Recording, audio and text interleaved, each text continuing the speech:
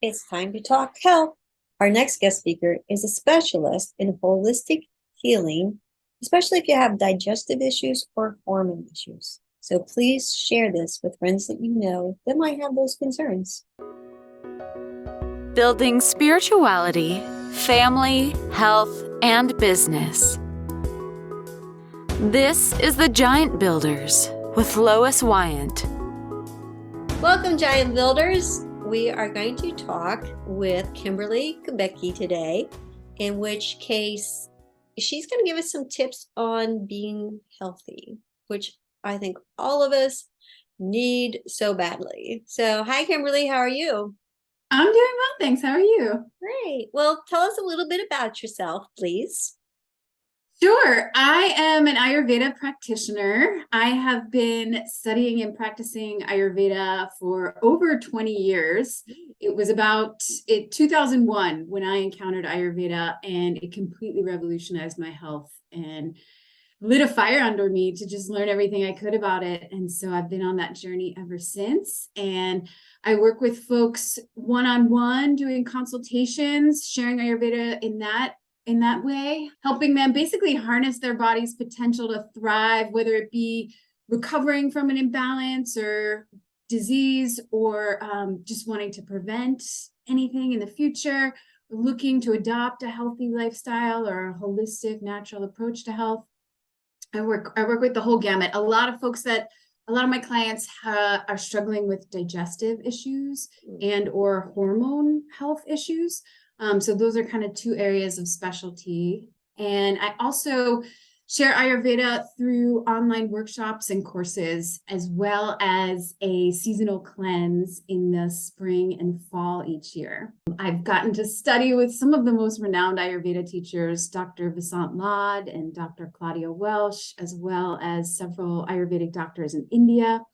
I have a lot of amazing teachers that I draw from, and I'm just excited to share it with as many folks as will listen. So glad to be here today. Well, thank you. Well, give me a base idea of what is Ayurveda.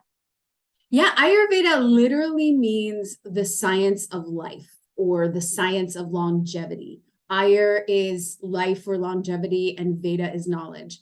Or science of. So yeah, it's basically India's traditional medicine, the way that traditional Chinese medicine is the traditional medicine of China.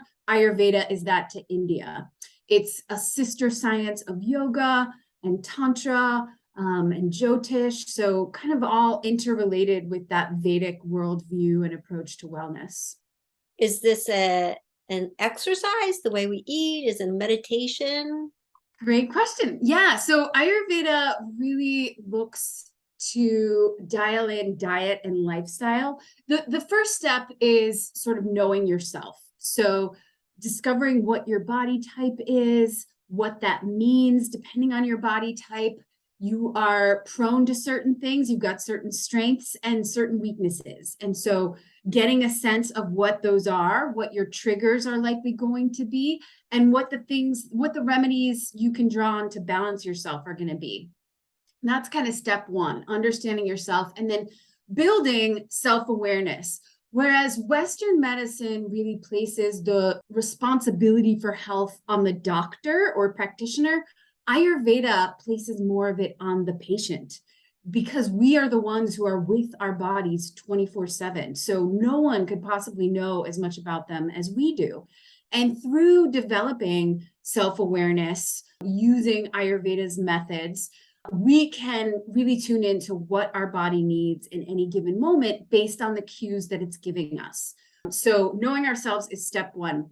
Then through that knowing, we develop a diet and lifestyle that is really going to serve our well-being. So for some folks, for example, eating lots of rich, dense, heavy foods is great medicine for them. They tend toward deficiency and they're ungrounded easily. And so they need a lot of those richer, heavier foods. But for another person, that could be poison for them. Their bodies are really good at storing energy, and they need lighter, more stimulating foods and activities in order to stay in balance. So Ayurveda recognizes that everything has the potential to be medicine, and everything has the potential to be poison. It all depends on for whom, when, and how much. So diet and lifestyle is a big foundational pillar of it. Preventative health is a big foundational pillar of Ayurveda. We work to make sure that we don't get a disease or an imbalance. And when we do, Ayurveda, unlike Western medicine, basically looks to manage symptoms with medication, right? You have a headache, take this, it's going to make your headache go away. I don't care why you have a headache or where it came from, we're just going to make it go away.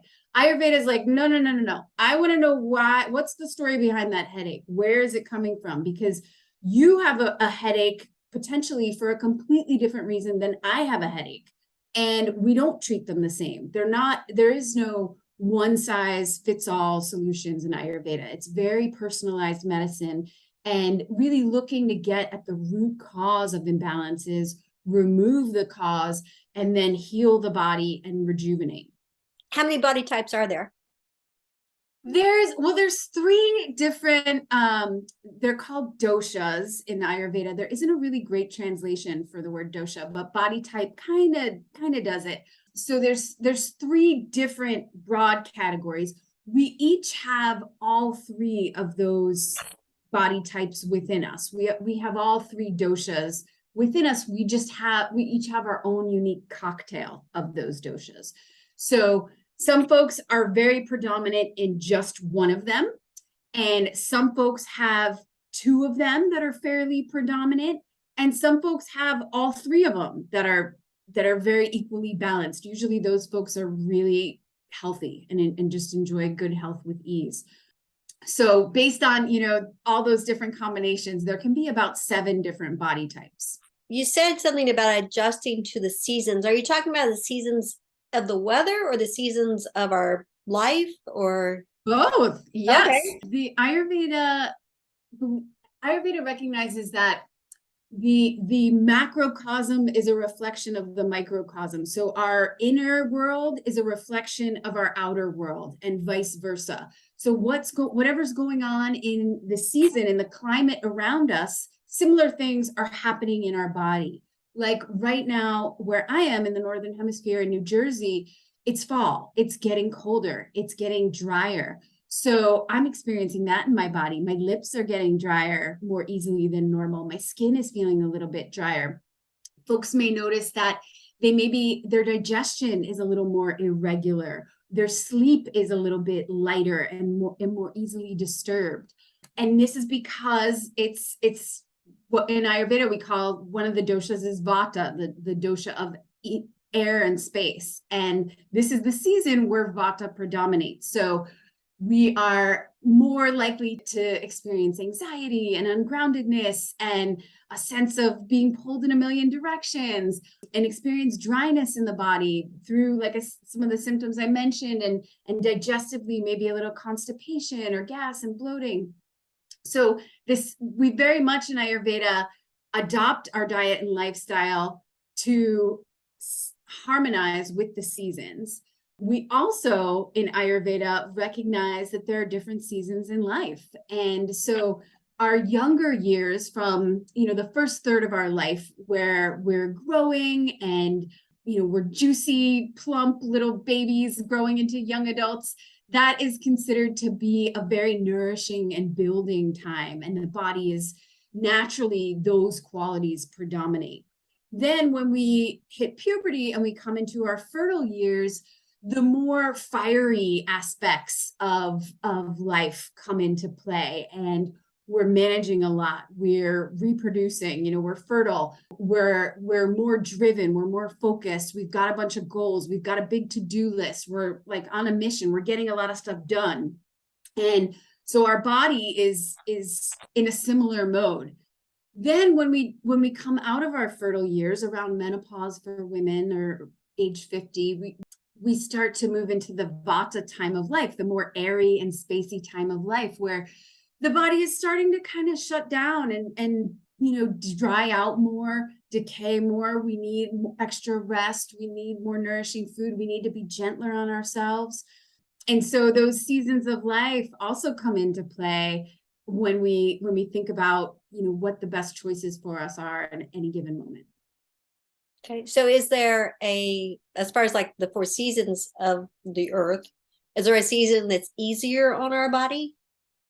Well, it depends on your unique body type. We Okay. tend to be the most challenged during the seasons that are most like us, right? So I have a lot of kapha aggravation that I tend toward, a lot of excess mucus and congestion. And so the springtime is when that is in full effect for most people. And so spring is usually a really challenging time for me because there's it's like all the snow is melting and the rivers start gushing. And the same is happening in our body. The layer of fat that we've built up to insulate us for the winter begins to melt and dissipate. And so our channels are kind of running thicker than usual. And we all tend toward a little bit more congestion and sluggishness during that time. For other folks, for someone who is the more fiery type, summer is going to be challenging for them. My niece, for example, is very pitta, is the fiery type in Ayurveda. And she hates the heat. She doesn't want to be outside in the summertime. She's a little kid and unless she's swimming. For those folks, it can just feel exhausting to try to exist in the summer and be outdoors. Whereas for Vata types, the kinds who are more airy and spacey and cold all the time, they love it. Give me all that humidity and heat. Yes, please. So it varies based on your unique body type. Does this help any at all with like weight management? Yes, for sure. The folks who usually tend to struggle with excess weight and just conditions of excess in general are those who are a kapha body type. So the earthy, watery types, the most solid, the most building, the most grounded types. For them, yeah, they're the folks who don't do well with a rich, heavy diet. They do better with lighter, more stimulating foods. It works well for them to add as much spice as they can handle into their meals. And this is, of course, generally speaking. There could be, Ayurveda is very personalized. So for an individual kapha person, there could be little adjustments we'd make. But those types usually do well to incorporate a lot of greens, a lot of green leafy vegetables and vegetables in general and opt for a more vegetarian diet. They need a lot more exercise and movement than the other body types.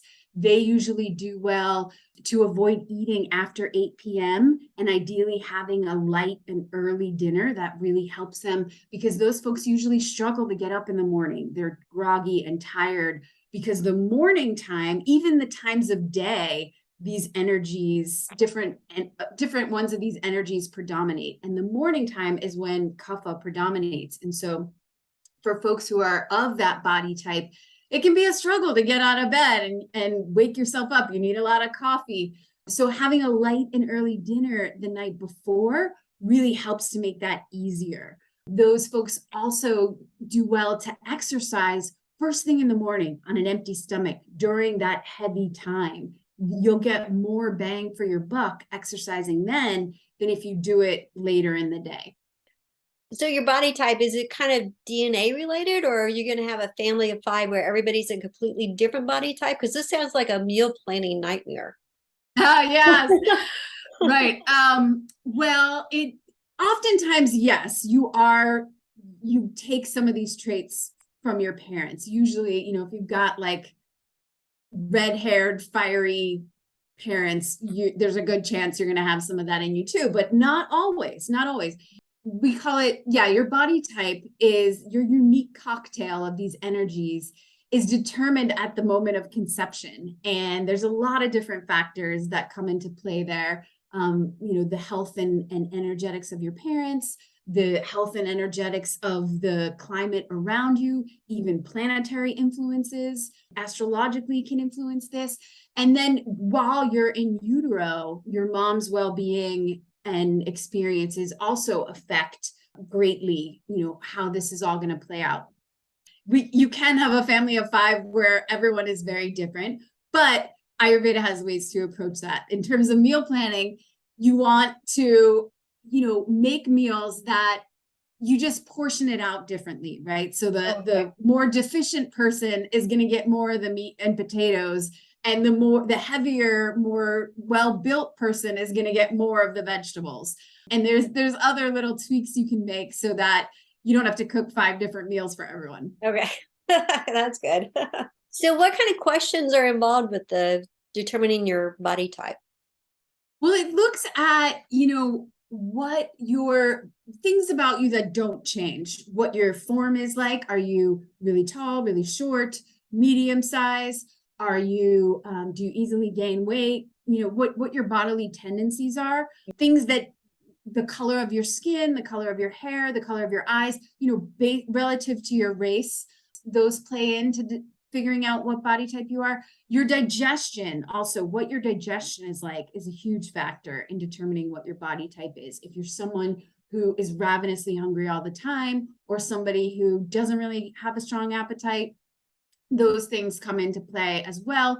What your dream life is like, what your cravings are like, how you manage stress, that plays into what your body type is. Whether you're someone who loves a good challenge or you kind of cower at that. If you're somebody who likes change and exploration versus someone who likes everything to be very predictable and the same, all of these kinds of factors. So psychological factors, physical factors, digestive factors, all determine what your body type is.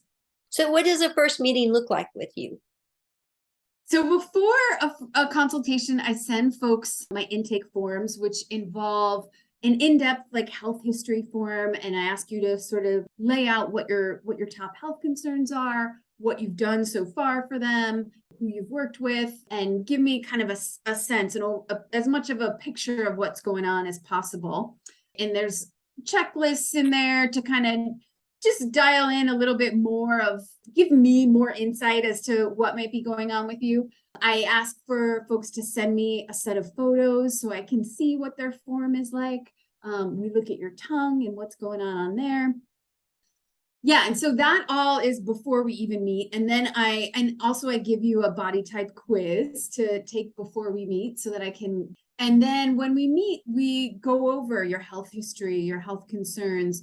And I ask questions to really get a sense of what the whole of your life is like, right? Because in Ayurveda, it's very important to understand the context in which anything is happening, any sort of health concern. What are all the possible factors playing in here? So I'll ask you to give me a sense of your daily routine and what your stress levels are like, what your main supports are, what your main stressors are. We'll go over your digestive health. I'll look at your tongue and talk about that. There's some things you can tell by looking at the tongue. And then after this full Ayurvedic assessment, I will educate you on the Ayurvedic perspective of what I see going on based on your health concerns and what you've shared with me. And then I kind of give you a menu of options. Here's all the ways that we might approach this. And together, you and I create a plan that feels doable for you and you're excited about doing. That's another unique aspect of Ayurveda, is that the client is involved in coming up with their recommendations, because we want it to be something that you can actually do. And so after you choose from the menu of options, we put a plan together. I give it to you. You work with those recommendations for anywhere from 2 to 4 weeks. And then we meet for a follow-up and we get a reading on, what's changed, what's feeling better, what's working, what's not. And we sort of either level up and build on that plan, or we might revamp it a little bit and adjust the course some. And then, usually I work with folks the average is about 3 sessions, where then we get you into a good place and you feel like you're good to go on your own. And then maybe we check in once a season or once a year, depending on your needs. So this is kind of more like creating a new lifestyle. Yeah. Okay. Yeah. Okay. Yeah. It's very comprehensive, Ayurveda's approach, but it's also recognizes that slow and steady wins the race, right? So we want this to be sustainable over the long term. So I meet my clients where they're at, right? you're not gonna, this isn't like, let's totally revolutionize your health tomorrow, because that's hard to stick to. So we make small incremental changes slowly over time. You get to integrate those incremental changes until they become habitual, and then we bring in a new one so that it feels like a more seamless transition. Does this process also help, like maybe with like say an autoimmune disease? Does it help? Yeah. Bring- I've worked with a number of clients that have Okay. had autoimmune issues. There's so many, in terms of the stories of how those diseases came about, they vary widely. I've seen some great success with folks. I had a woman like Graves disease, the thyroid issue, and we did some one-on-one work together over the course of several months, and she experienced tremendous relief from, her doctors basically just wanted to up her medication and keep her on that. And we did some stuff with diet and lifestyle and did a little gut cleansing, and she really experienced some deep transformation and was able to continue managing it as she didn't have to get on heaps of medication to deal with it. So this is like the body kind of healing itself. Your diet, your exercise, just changing to meet what your body should be doing. Exactly. Okay. And it's Ayurveda also plays well with others. So it's not like you have to abandon your Western medical protocol in order to do Ayurveda. You can continue with that protocol, but where Western medicine, a lot of times it doesn't address diet and lifestyle. And those are such huge factors in health. I mean, we're seeing that more and more. Ayurveda has been saying that for thousands and thousands of years. And now it's finally, being recognized in general healthcare, mainstream healthcare. But yeah, if you don't have those in place, then, there's only so much the medicine can do. So that's the level that Ayurveda works on. And Ayurveda is a complete, medical science. In its heyday in India, I mean, there's a branch of surgery, gynecology, obstetrics, psychology. It runs the full gamut. The way that we practice it here in the West, because of legalities and the way that Western medicine kind of has a monopoly on healthcare, is more in the way of health coaching. And so, but it's still tremendously effective. I mean, I am my own first case study. I struggled with chronic health issues for 20 years until I met Ayurveda. I basically just took prescription medication regularly to deal with those health issues. And then when I met Ayurveda and I made some really simple, basic, easy, free changes to my diet and lifestyle. And it wasn't like I adopted an entire Ayurvedic life. These were just like really minor things, all but resolved. I mean, those are still weak spots in my body. If I push myself too hard, I know I can, revert back to that. But I have never needed medication for those issues since encountering Ayurveda 20 years ago. That is so exciting. That is really, I love that. Yeah, that's why I'm so passionate about it, and I've studied it for so long and want to share it with people, because it was so empowering for me and such a tremendous relief. And then through that understanding and dealing with those two particular issues, I got this framework of understanding that I've used in so many other scenarios where I start to feel sick, and I employ Ayurveda's logic, and it's like, okay, nip that in the bud before, it became a full-on laid out disorder. So any closing thoughts? Yeah, and I also want to mention what a powerful medicine Ayurveda is for many women. A lot of my clients are women around age 35 to 50 who are moving into perimenopause and menopause. And for a lot of us, we have, we live in a world that is dominated by male energy for sure. And it's like this go, achieve. And that's very well suited to testosterone, because that hormone functions like that also. But for women, that's not exactly how our biology works. And so for a lot of us, we've pushed ourselves, and, we live on coffee and pushing our limits. And then when perimenopause comes in and our hormones start shifting around age 35, it's like the energy debt collector comes to take all that going back. And we're just like, whoa. And then our digestion is off, our sleep is off, whatever it is. And Ayurveda offers a lot of proven, powerful tools for addressing that in a natural and holistic way to make that transition easier. And so that's really been a huge focus in my practice, and something that I want to share with more and more women, because that time of life is, for a lot of us, it's kind of isolating. We don't have a lot of community or acknowledgement or celebration around it. Everyone's like, shh, quiet, I'm going through this. I don't want anyone to know that I'm getting older, and I'm just going to try to cool down from this hot flash over here at my cubicle. But I mean, this is a big deal, and we need to be connecting with each other on it and supporting each other. And Ayurveda has a lot to offer there. Well, how do people find you? You can connect with me through my website, indraholistic.com. That's INDRA holistic.com. Okay. I'm also on Facebook and Instagram and YouTube, and just using that same Indra Holistic Health is my company. So okay. I'd love to hear from you. All right. Well, we'll put those links below. And then also you had a special offer for our listeners. Oh yeah. I'd love to share. I have a free body type quiz that folks are welcome to take if you're curious about discovering what your body type is. Right. And I also, yeah. And I also have a little tip sheet, Ayurveda's healthy eating guidelines, which is more about how to eat than what to eat, but it's some pretty potent stuff. So I'll give you the links to both of those, and I'd love for your listeners to check them out. Great. Well, thank you. Well, I appreciate your time and all this knowledge. I'm looking forward to seeing what my body type is, and I hope cheesecake is still on the diet.